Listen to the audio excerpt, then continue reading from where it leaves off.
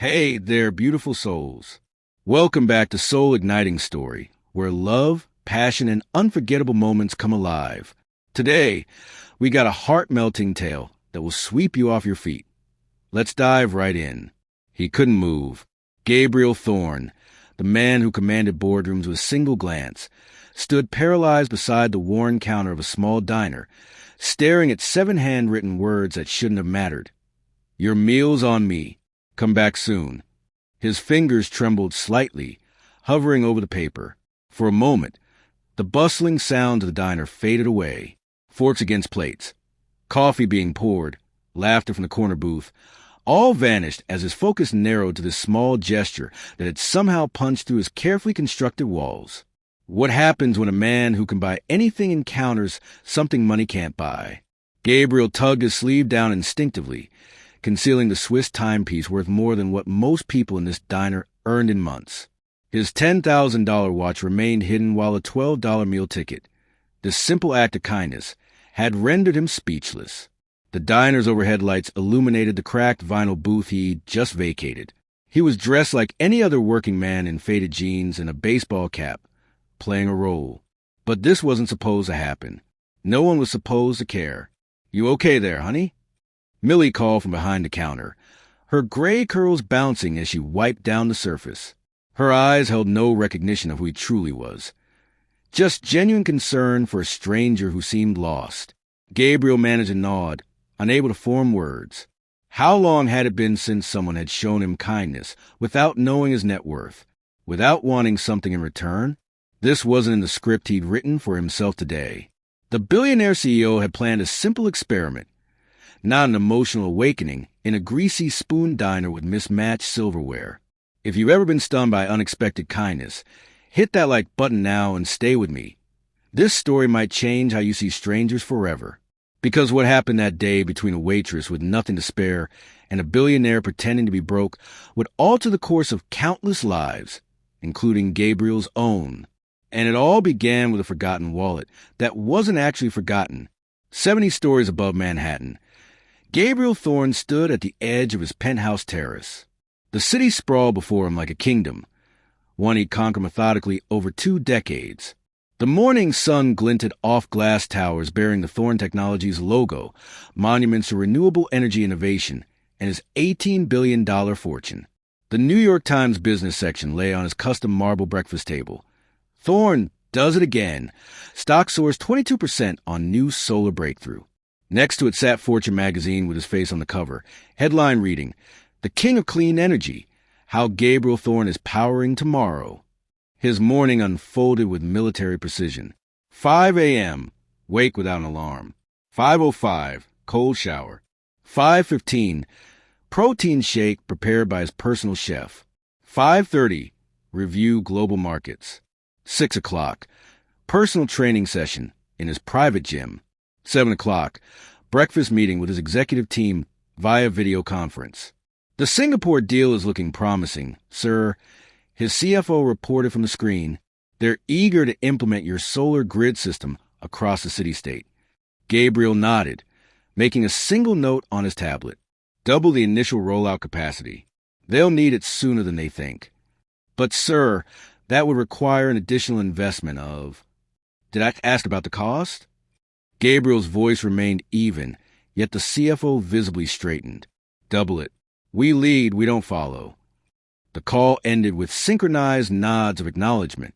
No one questioned Gabriel Thorne. Not anymore. His personal assistant entered the room, already listing the day's engagements. "Your helicopter leaves in 30 minutes for the Vermont factory inspection. The governor will meet you there. Tonight's charity gala requires black tie. The museum is naming the new wing after you, so they're expecting remarks. I prepared 3 options. And Ms. Wellington called again about dinner next week." Gabriel barely looked up. "Tell her I'm in Tokyo." "You're actually scheduled for Tokyo the following week." "Then I'm in early meetings. Handle it." The assistant nodded, vanishing as efficiently as she'd appeared. In his closet, larger than most Manhattan apartments, Gabriel selected one of 30 identical charcoal suits, all custom-tailored to hide the fact he'd lost weight recently.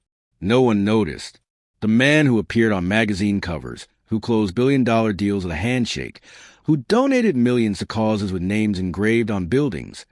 That man looked healthy, confident, untouchable. Only in private did the facade crack. He paused at the full-length mirror, studying his reflection. At 42, he still maintained the athletic build of his younger years, though fine lines had formed around his eyes. The media called them character marks of genius. Gabriel saw only fatigue. When had he last laughed? Not the practiced chuckle he deployed at fundraisers or the strategic smile during negotiations. When had he genuinely, spontaneously laughed? He couldn't remember. His phone buzzed with notifications. 38 new emails.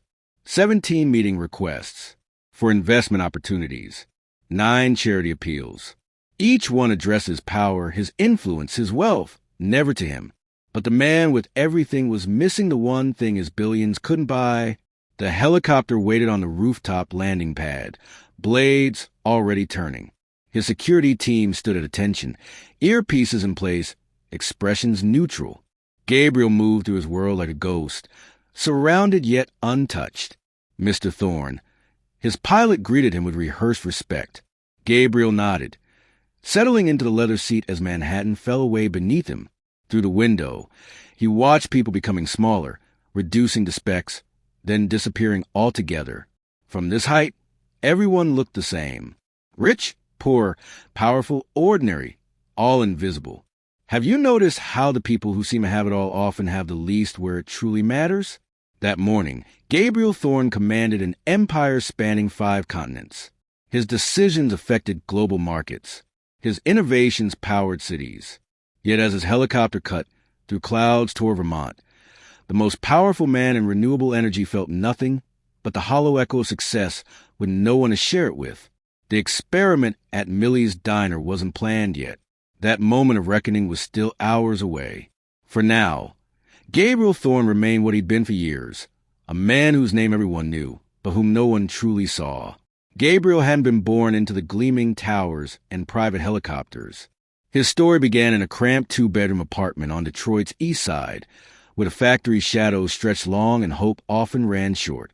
His earliest memories were of his mother, Eleanor, returning home at 2 a.m., her hands raw from industrial cleaning products. She cleaned downtown office buildings while Gabriel slept at a neighbor's apartment.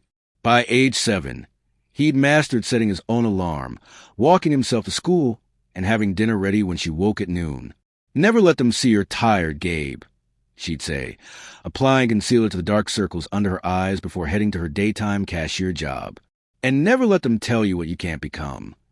Their apartment walls were thin enough that winter drafts slipped through, but Eleanor had lined them with bookshelves, treasures collected from thrift stores and library sales. Physics, engineering, business strategy. While other kids played video games, Gabriel devoured knowledge, escaping into worlds of possibility. At 12, he built his first solar panel from scraps found at the junkyard behind their building. It powered a small radio. Nothing revolutionary, but Eleanor displayed it like it was a Hope Diamond. "My son," she'd tell checkout customers, fellow cleaners, anyone who'd listen, "he's going to change how the world gets its power someday." The neighborhood kids mocked him. Professor Trash Picker, they called him. Gabriel stopped noticing. His mind was already elsewhere, calculating efficiencies, reimagining systems. High school brought the first recognition. His science fair project on renewable energy storage won state championships.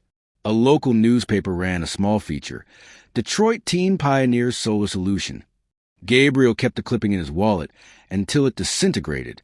"You're meant for more than this place," Eleanor told him one night, sitting at their kitchen table surrounded by college brochures neither of them could afford. Her hands, prematurely aged from years of harsh chemicals, trembled slightly as she sorted applications. Gabriel applied for every scholarship available, wrote essays at their wobbly kitchen table until 3 a.m., then woke for school at 6 o'clock, maintained perfect grades while working weekends at the hardware store to help with rent. The letter from MIT arrived on a Tuesday. Rain drummed against their apartment windows as Gabriel stood frozen, envelope in hand. Eleanor watched from the doorway, still wearing her cashier uniform. When he finally opened it, the scholarship offer, full ride, blurred through his tears. Eleanor's usual stoicism cracked. She wept openly, clutching the acceptance letter. "You did it," she kept whispering. "You're getting out." At MIT, Gabriel thrived academically but struggled socially. His second-hand clothes and Detroit accent marked him as different among classmates who vacationed in the Hamptons and had buildings named after their grandfathers. He worked harder, slept less, and graduated top of his class. His breakthrough came during his graduate research. While others focused on improving existing solar technology incrementally, Gabriel revolutionized the storage problem. His patented battery system could store renewable energy at triple the efficiency of current technology, with half the materials cost. 3 major energy companies bid for exclusive rights. Instead, Gabriel formed Thorn Technologies at 24, leveraging his patents into a startup that attracted venture capital despite his youth and lack of connections. The first years nearly broke him. 18-hour days, sleeping on an office futon, ramen noodles and coffee, all while fighting established energy giants who saw his innovations as threats rather than progress. Eleanor moved to a small apartment near his first office. "Someone has to make sure you eat," she insisted, bringing homemade meals to his team during late nights.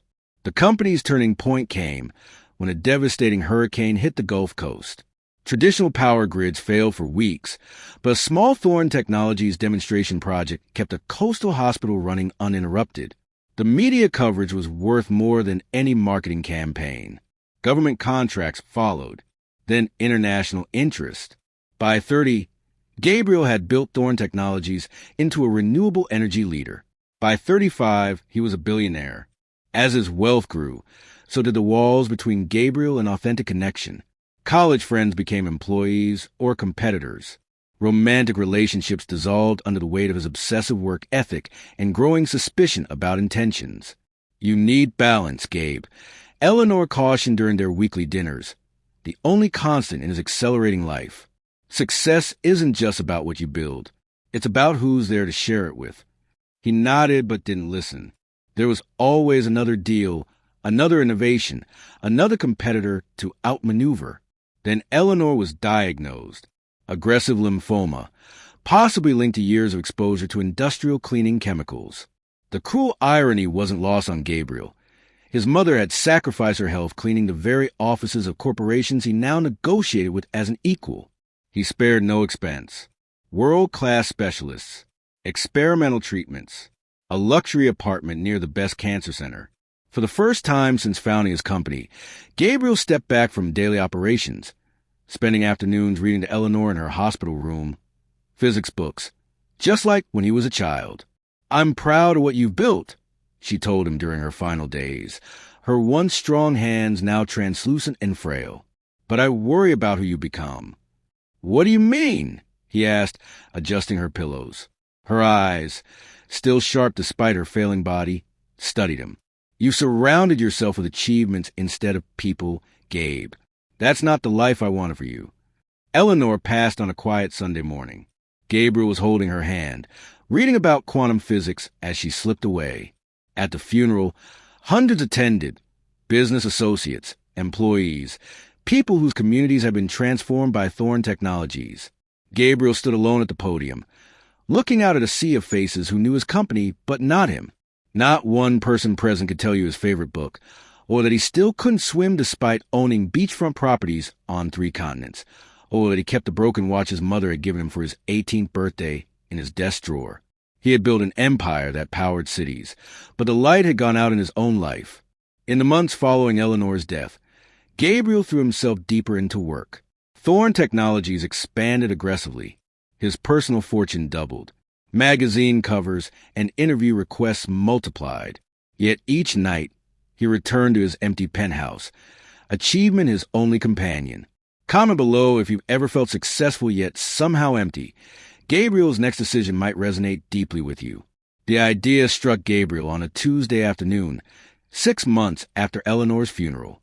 He sat in his executive office, half listening to a presentation about quarterly projections when he caught his own reflection in the glass wall, a stranger in an expensive suit, surrounded by people who feared rather than knew him.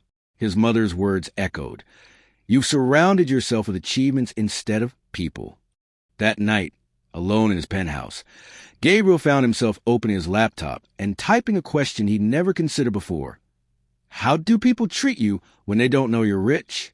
The search results led him down a rabbit hole of articles and videos about wealthy individuals who'd gone undercover to experience life without the buffer of privilege. CEOs working entry-level positions in their own companies.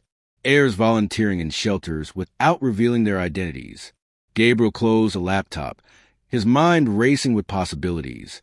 What would it be like to walk through the world without the armor of wealth? To interact with people who saw him as just another person, not a billionaire to impress or please. The next morning, instead of his usual routine, Gabriel entered the guest bedroom closet, where he kept clothes for outdoor retreats and casual events. He selected worn jeans with a natural fade at the knees, a plain gray t-shirt, and a navy blue work jacket that had never seen actual work. He completed the look with scuff boots and a Yankees cap pulled low over his eyes. Standing before the mirror, Gabriel barely recognized himself. Gone was the power suit, the perfect posture, the calculated neutral expression he'd mastered for business negotiations. Instead, a regular guy looked back at him, someone who might work construction or drive a delivery truck. The transformation wasn't just external. As Gabriel shed his billionaire identity, something shifted internally. His shoulders relaxed. The permanent furrow between his brows softened. For the first time in years, he wasn't carrying the weight of Thorne Technologies on his shoulders. He slipped out through the service elevator, nodding casually to a maintenance worker who didn't give him a second glance. The doorman, who normally stood at attention when Gabriel passed, continued chatting with delivery person, completely oblivious. Gabriel's first steps onto the sidewalk without his usual security detail felt both vulnerable and exhilarating. The city roared around him, yellow taxis honking, pedestrians weaving through crosswalks, street vendors calling out their offerings. He'd walked these same streets countless times, yet everything looked different from this vantage point. He noticed details his privileged perspective had filtered out. The young mother juggling grocery bags in a toddler's hand, the elderly man collecting bottles from trash cans, two teenagers sharing earbuds and a single ice cream cone, laughing at some private joke. Gabriel turned down streets he'd never explored, despite living in Manhattan for 15 years. He passed bodegas with colorful awnings, laundromats with steamed windows, community gardens wedged between buildings. The city revealed itself anew, messier, more vibrant, more human than the sanitized version he experienced from chauffeur-driven cars and executive entrances. By early afternoon, Gabriel found himself in a neighborhood on the border of Chelsea and the meatpacking district, an area transforming from industrial grit to polished gentrification. His stomach growled, reminding him he'd skipped breakfast in the excitement of his experiment. That's when he saw it, Millie's Diner. The modest establishment sat wedged between a vintage clothing store and a locksmith shop. Unlike the sleek farm-to-table restaurants Gabriel typically frequented, Millie's had no pretensions. Its red and chrome exterior gleamed with decades of care rather than designer intention. A hand-painted sign promised good food, fair prices, warm welcome. Through the large windows, Gabriel glimpsed counter seating with red vinyl stools and booths filled with a diverse mix of people. Construction workers in dusty clothes, office workers on lunch breaks, elderly patrons lingering over coffee. Gabriel hesitated at the entrance, his hand on the door handle. An unexpected wave of anxiety washed over him. When was the last time he'd entered a restaurant without reservations, without the maitre d' recognizing him, without a prearranged table in a discreet corner? He couldn't remember. Taking a deep breath, Gabriel pushed open the door. A small bell announced his arrival. Though few people looked up, the scents hit him immediately. Coffee brewing, butter sizzling on the grill, something sweet baking in the kitchen. The sounds followed, casual conversation, plates clinking, an old jukebox playing softly in the corner.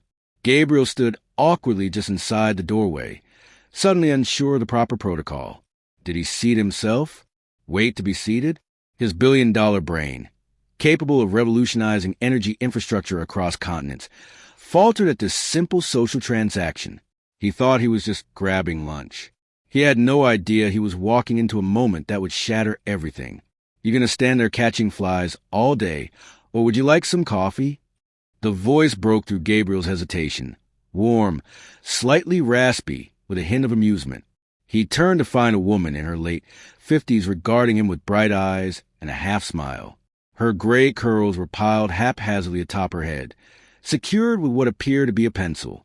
A name tag pinned to her blue uniform dress read Millie in faded letters. Gabriel stammered, and used to being addressed so directly. Is there a host, or do I? Millie's laugh rolled out like summer thunder, deep, uninhibited, and without a trace of mockery. Oh, honey, we don't stand on ceremony here. Sit wherever you like.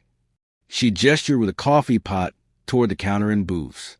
Counters quicker if you're in a hurry. Booths are better for lingering. Gabriel nodded, oddly grateful for the guidance, and chose a booth near the window. As he slid onto the vinyl seat, he noticed the small tears mended with clear tape, the slight wobble of the table fixed with a folded napkin under one leg. These imperfections would have irritated him in any other context. Today, they felt refreshingly honest. Millie appeared moments later, placing a mug before him and filling it with coffee in one fluid motion that spoke of decades of practice. First time at Millie's? She asked, though her tone suggested she already knew the answer. Is it that obvious? Gabriel replied, wincing slightly at how out of place he must seem. Well, you got that? Where am I and what do rules look? She winked. Don't worry.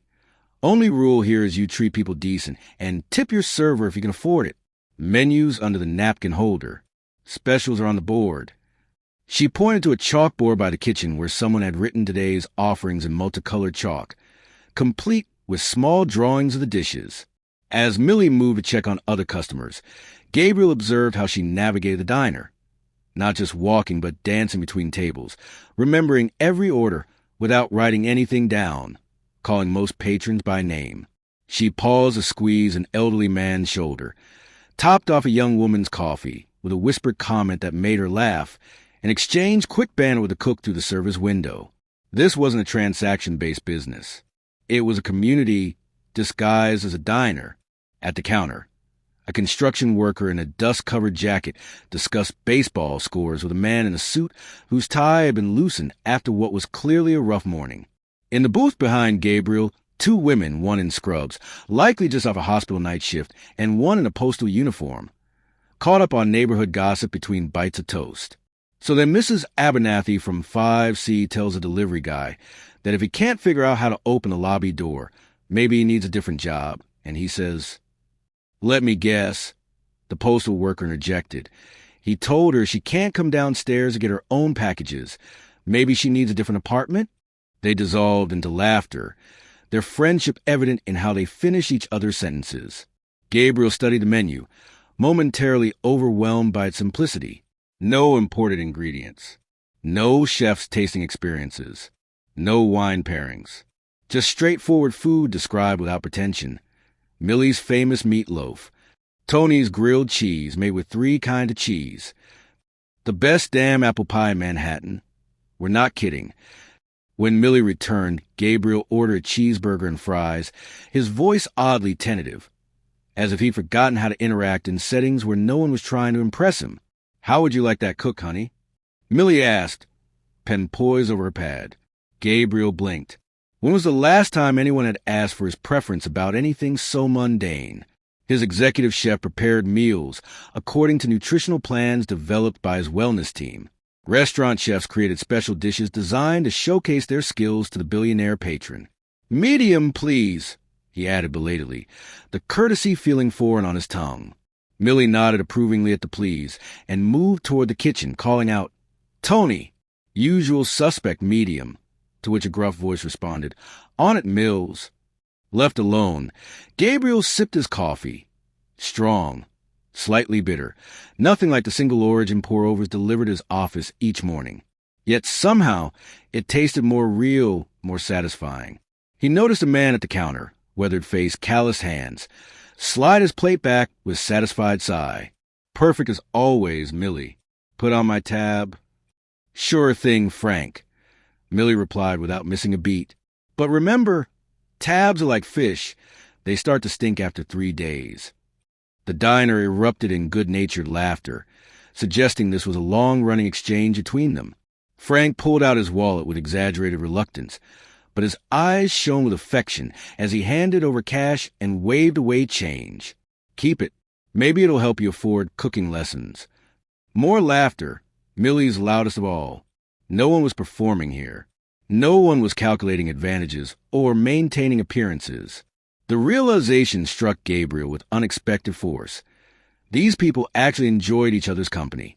When his burger arrived, served on a simple white plate with no artistic presentation, just honest abundance, Gabriel took a bite and nearly gasped.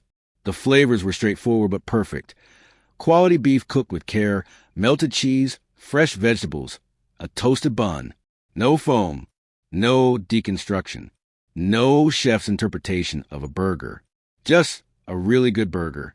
How is it? Millie asked, pausing beside his table. It's wonderful, Gabriel answered truthfully. Tony will be pleased. He takes his burgers very seriously. She refilled his coffee without asking if he wanted more. You new to the neighborhood? Don't think I've seen you around before. The simple question caught Gabriel off guard. In his normal life, people researched everything about him before meetings. They knew his preferences, his history, his net worth. They never asked who he was. They already thought they knew. Just exploring, he offered vaguely. I don't get to this part of town much. Millie's eyes, perceptive in a way that made Gabriel slightly uncomfortable, assessed him briefly. Well, exploration's good for the soul. Keeps you from getting stuck in your ways. She tapped the table twice with her knuckles. Holler if you need anything else. As she walked away, Gabriel found himself watching the gentle sway of her movements, the efficiency of her hands, the authentic warmth of her smile. He tried to remember the last time he'd encountered someone so completely themselves, someone not performing for advantage or approval. It had been years, perhaps not since his mother. Around him, the diner hummed with life. A delivery driver rushed in for a takeout order, exchanging rapid-fire jokes with Tony through the kitchen window. An elderly couple in the corner booth fed each other bites of pie, with the comfortable intimacy of decades together. A young woman with textbooks spread across her table alternated between studying and chatting with Millie about an upcoming exam.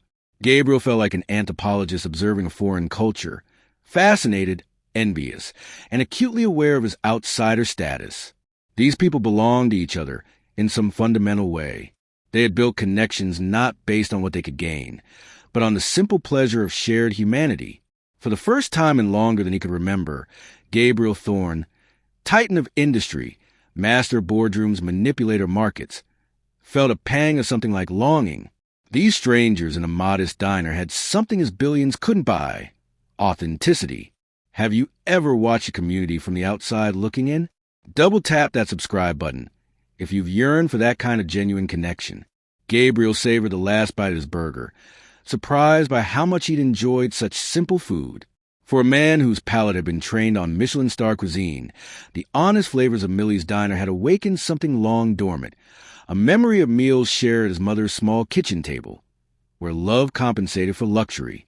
The plate before him held only crumbs and a few forgotten fries. His coffee mug stood empty, bearing lipstick traces of multiple refills. Around him, the lunch rush had begun to thin. The construction workers had returned to their sites. The business people had hurried back to offices. What remained was a comfortable lull. The elderly regulars, a few remote workers with laptops, and Gabriel himself, suddenly reluctant to leave. Millie appeared beside his table, check in hand. How was everything? Perfect, Gabriel answered honestly. I can't remember the last burger I enjoyed that much. She beamed with genuine pride. Tony will be insufferable when I tell him. His ego barely fits through the kitchen door as it is. She placed a check face down beside his empty plate. No rush. Take your time. Gabriel glanced at the modest total, $12.87 for burger, fries, and coffee. In his other life, this amount wouldn't register as a rounding error in his daily expenditures. His breakfast smoothie cost more. The pen in his office desk cost a times this amount. He reached for his back pocket, then paused. The experiment had been impulsive, a whim born of existential emptiness.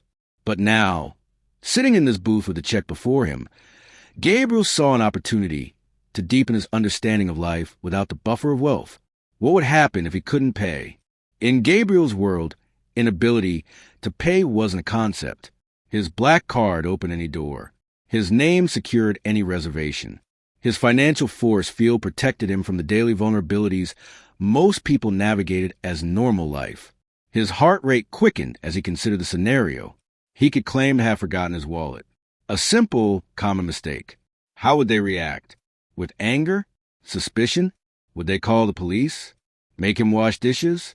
The thought made his palms sweat. Gabriel Thorne, who negotiated billion-dollar deals without blinking, felt nervous about a $12.87 diner bill. He patted his pockets performatively. Then, with increasing urgency, his expression shifted from casual to concerned as he turned slightly in the booth, checking each pocket twice. "Everything okay there?" Millie asked, noticing his movements as she wiped down a nearby table. Gabriel looked up, his face flushing with what felt like genuine embarrassment. I think I left my wallet at home." The words emerged strained, uncertain. "I'm so sorry. I can't believe I did this." He waited for her reaction, half expecting disappointment or suspicion to cloud her features. In his world, mistakes carried steep consequences. Executives had been fired for less significant errors. Business relationships had ended over smaller miscalculations. Millie paused, dish towel in hand. Her eyes, warm brown with flecks of gold near the pupils, studied him for what felt like an eternity, but was likely only seconds. Gabriel felt surprisingly vulnerable under her gaze. Without his wealth, without his name, without his power, who was he? Just a man who couldn't pay for his meal. The silence stretched between them. In that suspended moment, Gabriel realized he was holding his breath. Then Millie did something that would change everything. She smiled. Not the practiced customer service smile of his five-star experiences, but something genuine that transformed her entire face, crinkling the corners of her eyes and revealing slightly crooked front teeth. "Don't you worry about that, honey," she said, her voice warm and completely free of judgment. "We all have those days." Gabriel blinked, certain he'd misheard. "I what?" "It's just one meal," Millie continued, reaching for his check. "The world won't end because you forgot your wallet." She pulled a pen from behind her ear and scribbled something on the check, then placed it back on the table, face up this time. Gabriel looked down to see his bill, with a line drawn through the total.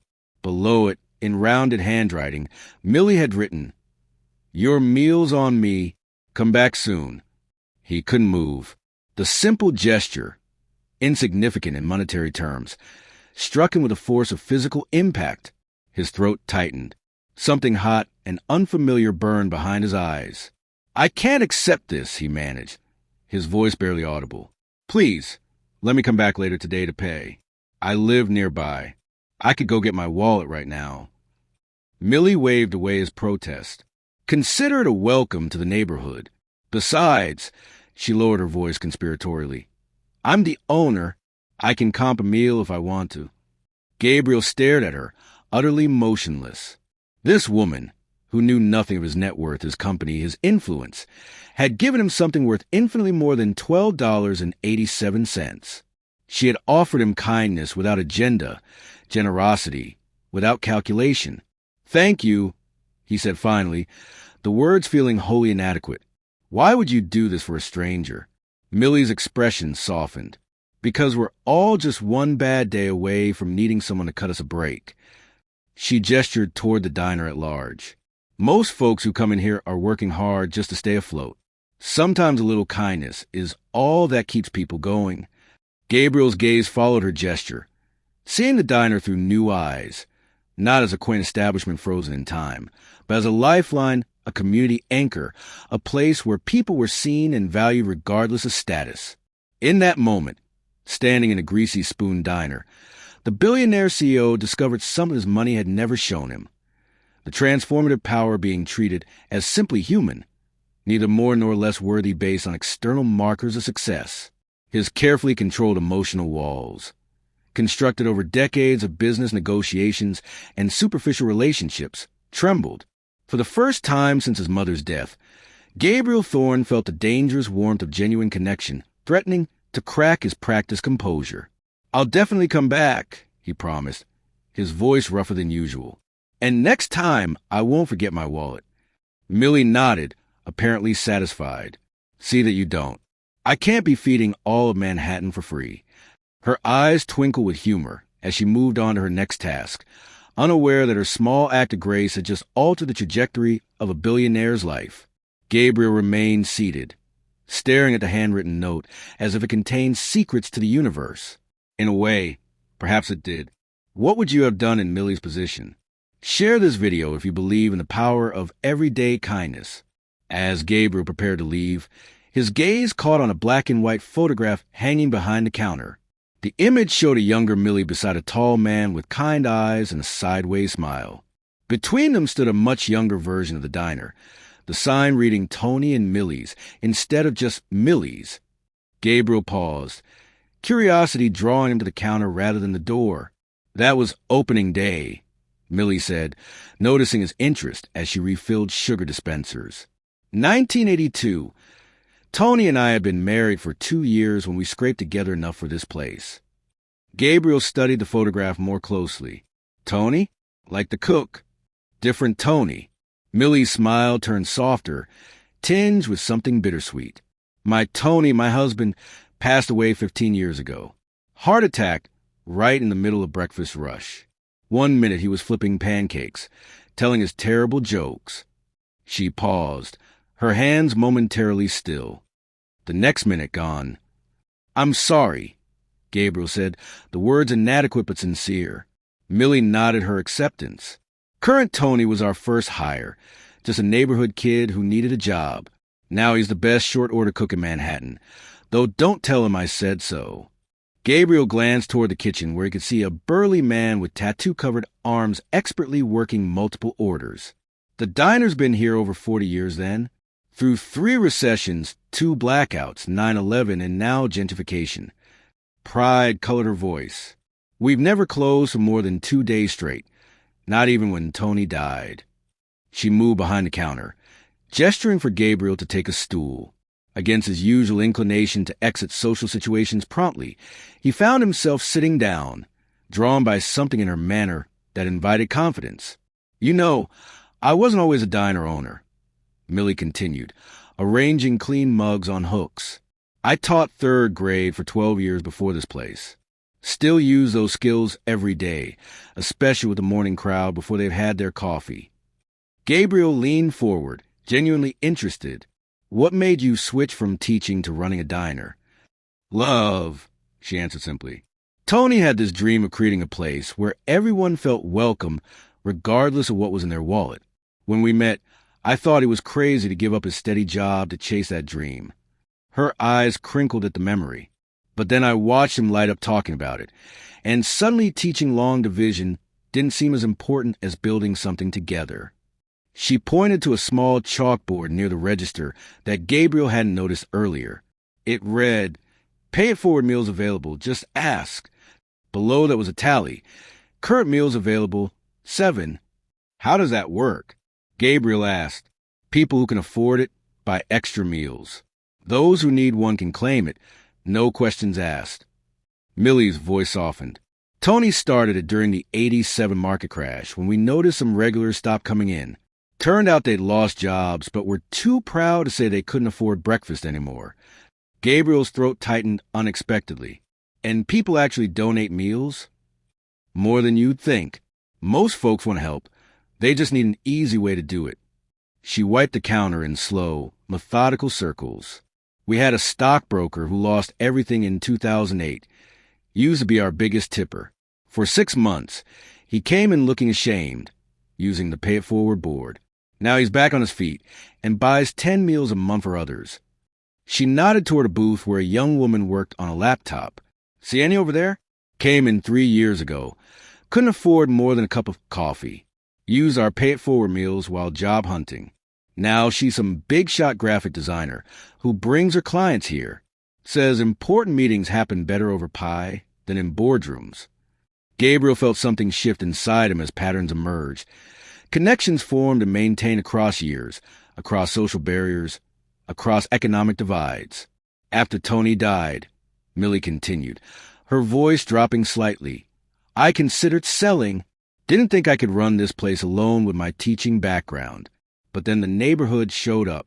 Regulars volunteered weekends until I could hire help. Local plumber fixed our pipes for free. Even the health inspector, strictest one in the district, brought casseroles. She gestured around the diner. This place stopped being just a business long ago. For some folks, we're the only family dinner table they've got. The only place where someone notices if they don't show up for a few days. Gabriel thought about his own luxury penthouse, impeccably designed, utterly empty of such connections. There was this man, Howard, who ate breakfast here every day for 27 years, Millie said. When he stopped coming, our delivery guy, Jimmy, went to check on him. Found him sick with pneumonia, too weak to call for help. Doctor said Jimmy probably saved his life just by noticing he was missing. She straightened a stack of menus with practice hands. That's the real secret of this place. We're not just serving food. We're saying you matter to each person who walks through that door.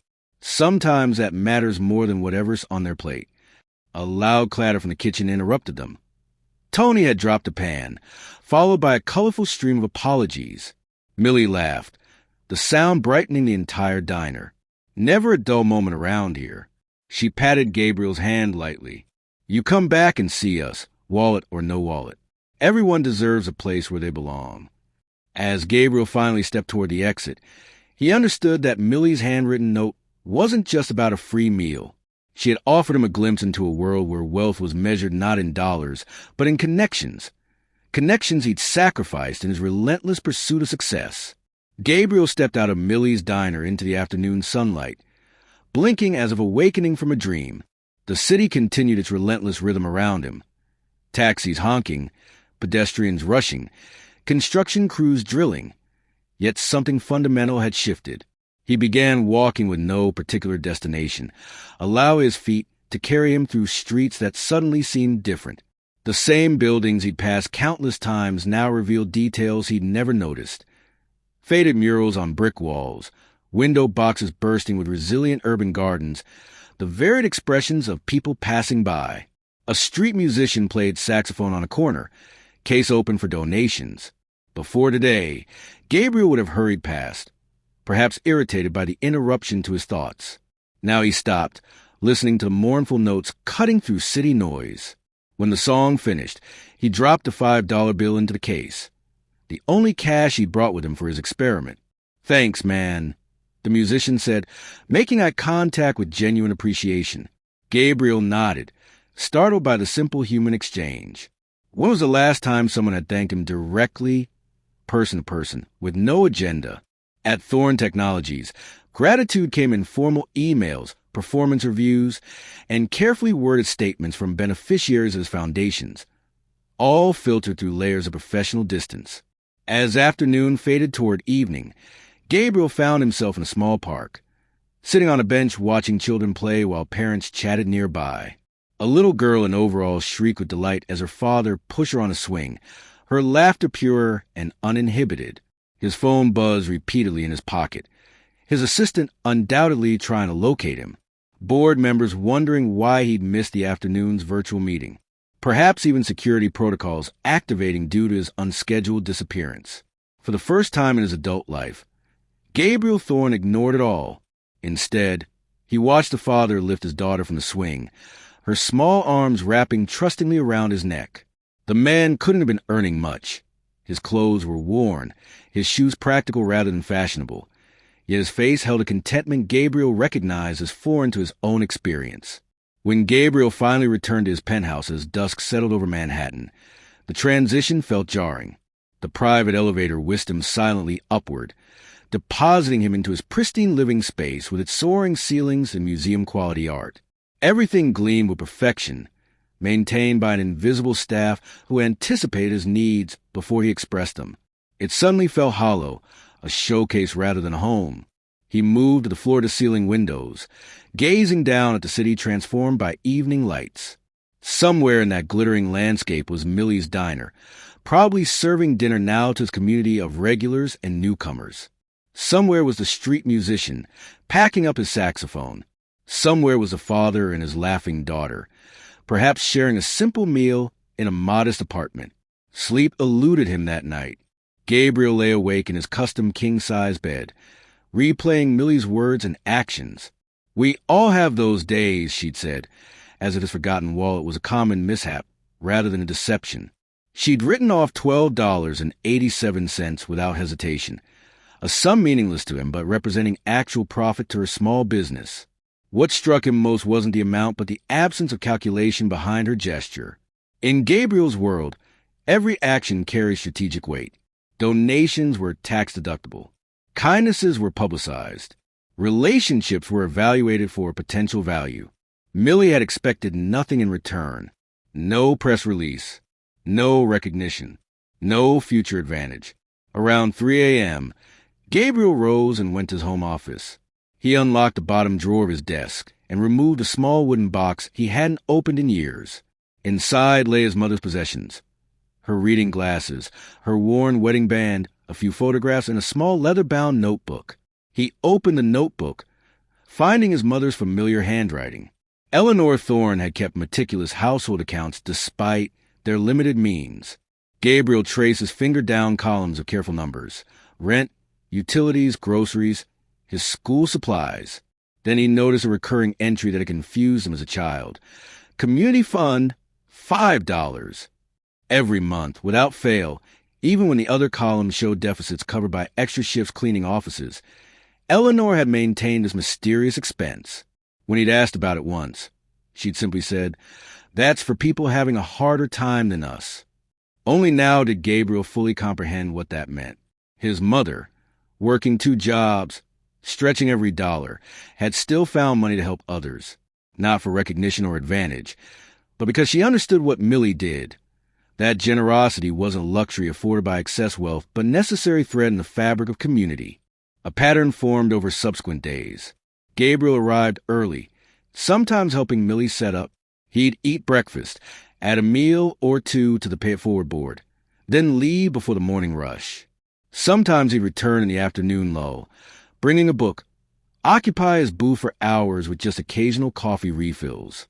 Millie never questioned his abundant free time or his consistent presence. The diner welcomed many such regulars, people between jobs, retirees, night shift workers unwinding before sleep. By the second week, Gabriel knew most of the regulars by name. There was Howard, the retired postal worker who complained about his prostate with alarming specificity. Maria, the night nurse who ordered the same Denver omelet after every shift. Jerome, the aspiring playwright who worked on his scripts during the quiet hours. They began to know Gabe, too, not as a billionaire CEO, but as a quiet, thoughtful man who listened more than he spoke, who seemed genuinely interested in their stories, who occasionally surprised someone by covering their check anonymously. One Tuesday afternoon, Gabriel arrived to find a young woman sitting at the counter, clutching a coffee cup with trembling hands. Her eyes were red from crying, her business clothes wrinkled as if she'd been wearing them too long. "Lauren got laid off yesterday," Millie murmured as she passed Gabriel, heading to refill the woman's coffee. Third person this week from that tech startup downtown. They're folding. Gabriel watched as Millie slid a slice of pie before the woman without being asked. "On the house," she said gently. Sugar helped with the shock. The scene struck Gabriel with particular force. In his corporate role, he'd authorized layoffs before, clinical decisions based on quarterly projections, market conditions, strategic pivots. He'd never witnessed a human aftermath up close. The trembling hands, the bewildered eyes, the kindness of strangers offering comfort through pie. While pretending to be someone else, Gabriel was finally becoming himself. The corporate armor he'd built over decades had protected him from vulnerability, but also from genuine connection. Here, as just Gabe, he was finding parts of himself he'd forgotten existed: compassion, curiosity, simple enjoyment of unstructured time. One morning, Gabriel arrived to find Millie struggling with a leaking pipe under the sink. Water pooled on the floor while she tried valiantly to tighten a connection with an adjustable wrench. "Need a hand?" he offered, rolling up his sleeves. Millie sighed in relief. "Please. Tony's not until 9, and the plumber wants $200 just to show up." Gabriel knelt beside her, taking the wrench. His hands, manicured for boardrooms, now worked confidently with the tool. As a teenager, he'd handled all household repairs to save money, a skill set in use during his wealthy adult life. 20 minutes later, the leak was fixed. Millie studied him with newfound curiosity as he washed greasy hands and sink. "You're full of surprises, Gabe," she said. "Where'd you learn to fix pipes?" "Necessity," he answered truthfully. "Couldn't afford repairmen growing up."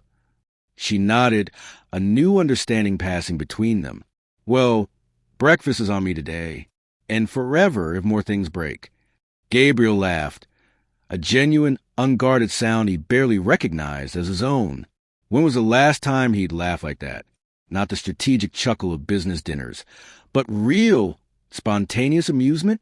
Each day spent at Millie's pulled him further from his former life and closer to something he'd forgotten how to value. The diner became more than an experiment. It became a sanctuary where Gabriel rediscovered parts of himself long buried under billion-dollar responsibilities. A month passed. Gabriel's absence from Thorne Technologies had evolved from concerning to alarming in business circles. The Wall Street Journal ran a piece speculating about his health. His executive team managed daily operations via his occasional video calls, but questions mounted about his extended personal time. Gabriel barely noticed. His days now revolved around Millie's diner. He arrived when it opened and often stayed until closing, sometimes helping with simple repairs or even bussing tables during rush periods. His disguise had become comfortable, not just the clothes, but the identity of just Gabe, the helpful regular with mysterious past. Morning regulars nodded familiar greetings. Evening customers saved him the newspaper crossword. The cook Tony taught him to operate the grill during a staff shortage. Gabriel found himself incorporated into the diner's ecosystem, a role based entirely on who he was rather than what he owned. His friendship with Millie deepened beyond casual conversation. He learned about her childhood in Queens, her brief attempt at art school before teaching, her 2 grown children who called every Sunday. She shared stories of her late husband, his terrible jokes, his passion for classic cars, his insistence that no one should ever leave their diner hungry, regardless of ability to pay. In turn, Gabriel shared edited versions of his own past, his Detroit childhood, his hard-working mother, his scholarship to college. He spoke of Eleanor's passing, the real pain of that loss breaking through even as he obscured details about his current life. What began as an experiment had become something essential, yet beneath each authentic moment lurked the knowledge of his deception. Each time Millie's warmth embraced him, guilt pricked at his conscience. The breaking point came on a rainy Tuesday evening. The diner was nearly empty when an elegantly dressed couple entered, seeking shelter from the downpour. Gabriel recognized him immediately. Jared Wilson, his company's chief marketing officer, and his wife Sophia. Gabriel ducked his head, turning toward the wall, pulse racing. Millie seated the couple 3 booths away, close enough that Jared's distinctive laugh carried clearly as he joked with his wife, close enough that discovery seemed inevitable. "You okay, Gabe?" Millie asked, noticing his sudden tension. "You look like you've seen a ghost." "Fine," he managed. "Just remembered something I need to do."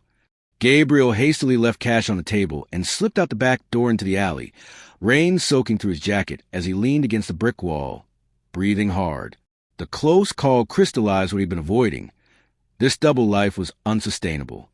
More importantly, it was dishonest to Millie, who had given him genuine friendship. He couldn't continue accepting her kindness under false pretenses. The next morning, Gabriel arrived at the diner dressed differently, not in his billionaire attire of custom suits, but not in his disguise either. He wore simple dark jeans and a quality sweater, his hair neatly combed rather than hidden under a cap. He looked like himself, just a more approachable version. Millie was alone, preparing for opening. She glanced up as the bell announced his entrance, momentary confusion crossing her face before recognition dawned. Gabe, is that you under all that tidiness? She studied him with curious eyes. What's the occasion? Got a job interview. Gabriel took a deep breath. Millie, could we talk for a minute? Before you open? Something in his tone registered. She nodded, gesturing toward their usual booth. Coffee first? You look like you need it. He nodded gratefully. The familiar ritual, Millie pouring coffee, sliding into booth across from him, steadied his nerves. So, she said, hands wrapped around her own mug. What's on your mind? Gabriel met her eyes directly. I haven't been honest with you, Millie, about who I am. Her expression remained open, patient. I figured there was something. People who can fix commercial plumbing but spend all day in diners usually have a story. My name is Gabriel Thorne. He waited for recognition, for the shift in her expression that inevitably followed his name in the outside world. For a moment, Millie looked thoughtful, then shrugged slightly. Okay, is Gabriel what you prefer? I can call you that instead of Gabe. He blinked, caught off guard by her response. You don't recognize my name? Should I? Millie looked genuinely puzzled. The realization struck him with unexpected force. Of course she wouldn't know. Millie didn't move in circles where billionaire CEOs were household names. She didn't read Fortune or follow stock prices. The name that opened doors across the global business community meant nothing in her world. I'm the CEO of Thorne Technologies, he explained. The renewable energy company. Understanding dawned in her eyes. The big building downtown with the fancy solar panels? That's your company. Gabriel nodded, tension still knotting his shoulders. I'm not just a CEO. I founded it. I own the controlling interest. He hesitated and used the stating it so bluntly, extremely wealthy. Millie took a sip of coffee, processing this information. And you've been coming here pretending to be just a regular guy because... It wasn't planned at first, Gabriel admitted. That first day, when I forgot my wallet, I didn't actually forget it. I wanted to see how people would treat me, if they didn't know I had money. He expected disappointment, perhaps anger at his deception. Instead, Millie's eyes held a gentle understanding that disarmed him completely. And how did that work out for you? She asked softly. The simple question broke something open inside him. It changed everything, Gabriel said, his voice rough with emotion. You showed me kindness without knowing I could buy this entire block. You valued me as a person, not a resource or connection. Do you know how rare that is in my world? Millie reached across the table, patting his hand. Oh, honey, money doesn't change what people deserve. It just changes what they can demand. Gabriel stared at her, struck by the profound wisdom in her words. You're not angry that I lied? Did you? Millie tilted her head. You told me your name was Gabe, which it is. You fixed my sink, which needed fixing. You added to the pay it forward board, which helps people. Those things were real. She shrugged. The rest is just details. But I deceived you about who I am. Did you? She repeated. Seems to me you've been more yourself in this diner than anywhere else. The man I've got to know these past weeks, thoughtful, kind, good listener. That's not who you really are. Gabriel fell silent, considering her words. Perhaps that was why he'd been drawn back to the diner day after day, not just for Millie's kindness or the community atmosphere, but because here, stripped of his wealth and status, he found pieces of himself long buried under corporate responsibilities. I serve people, not bank accounts, Millie continued when he didn't respond. Rich, poor, everyone needs the same things. Good food, a place to belong, someone who notices when they're having a bad day. She sipped her coffee, studying him over the rim. Though I will say, knowing you're loaded does explain why you never batted an eye at paying for other people's meals. The unexpected observation started a laugh from Gabriel. Millie joined in, the tension dissolving between them. So what now? She asked when their laughter subsided. Now that the billionaire cat is out of the bag, so to speak. Gabriel hadn't thought that far ahead. He'd been so focused on confession itself, on the potential loss of the sanctuary, that he hadn't considered what might come after. I don't know, he admitted. Part of me wants to go back to being just Gabe. Millie shook her head. You never were just Gabe. You are always Gabriel Thorne, with or without the fancy title. The money doesn't define you unless you let it. It's easier here, Gabriel said quietly. Simpler. Life isn't meant to be simple, Millie countered. It's meant to be authentic. Sounds to me like you've been hiding in this diner as much as you've been hiding in those boardrooms. Real living happens when you bring your whole self to both places. Her words struck with precision, laying bare the truth he'd been avoiding. He'd created a false dichotomy, billionaire Gabriel versus everyday Gabe, when the challenge was integrating these aspects of himself into one authentic life. Tell me something. Millie leaned forward. All that money, all that power, what's it for, if not to do good in the world? To create the kind of community you've found here. The question hung between them, profound in its simplicity. Gabriel had built an empire that transformed how cities consumed energy, yet he'd lost sight of the human connections that gave that work meaning. I'd like to keep coming here, he said finally. If that's okay.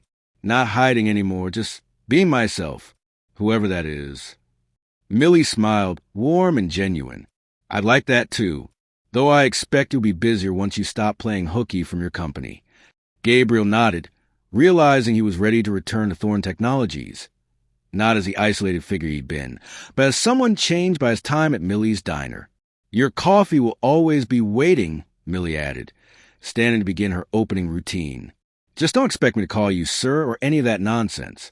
In this diner, you're still just Gabe who fixed my sink. As she walked away, Gabriel felt a weight lift from his shoulders.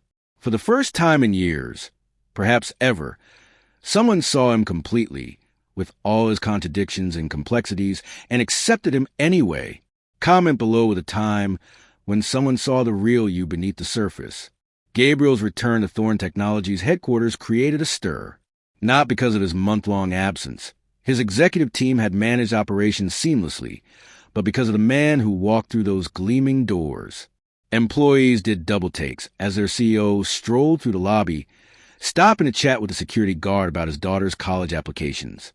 In the elevator, he asked a maintenance worker about the family photo in his wallet. By the time Gabriel reached the executive floor, whispers had already begun circulating. Something had changed. The morning briefing with his leadership team started, as usual, market projections, competitive analysis, quarterly forecasts. Gabriel listened attentively, asking occasional questions. Then, when the standard agenda concluded, he leaned forward. I'd like to discuss something new today, he said, his voice carrying a warmth unfamiliar to the boardroom. I want to talk about our cleaning staff. Confused glances circulated around the table. Specifically, Gabriel continued, I'd like to know their names, their stories, how long they've worked here, whether we're paying them enough to support their families. He looked around the table. Anyone know who cleans this very room after we leave? The silence was enough. Within a week, Gabriel had instituted several changes that baffled the business press, but transformed company culture. Every Thorne Technologies employee, from executives to maintenance staff, received living wages well above industry standards. The company cafeteria was redesigned to encourage interaction across departments. Anonymous suggestion boxes appeared throughout the building. Most surprisingly, Gabriel began hosting monthly community dinners, where employees from all levels shared meals and stories. The first such dinner felt awkward, hierarchies deeply ingrained. By the third, genuine conversations flowed across traditional boundaries. My mother cleaned office buildings at night. Gabriel explained when a financial reporter questioned these unconventional practices. The companies whose trash she emptied never knew her name.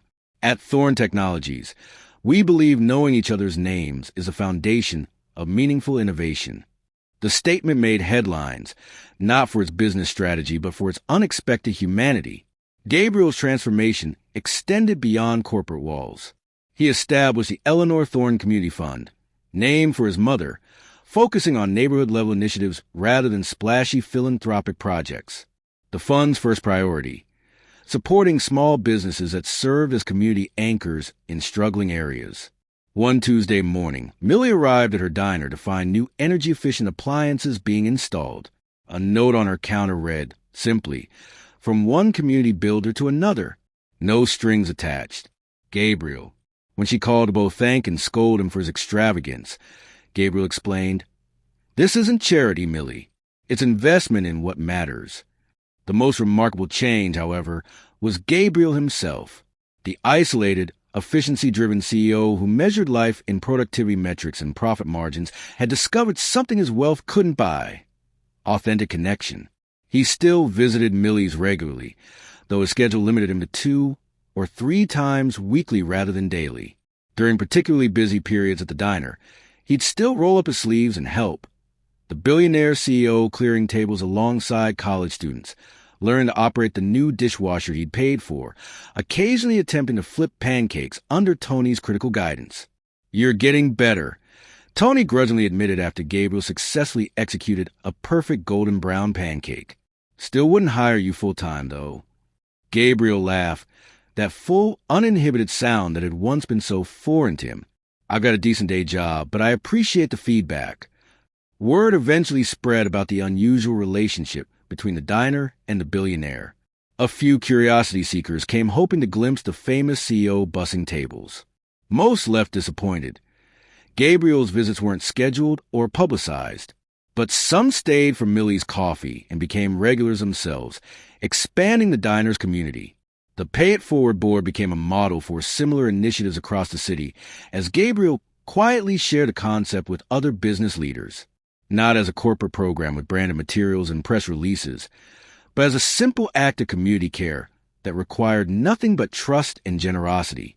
Gabriel's executives noticed a change in their leader. The razor-sharp focus remained, but the cold calculation had softened.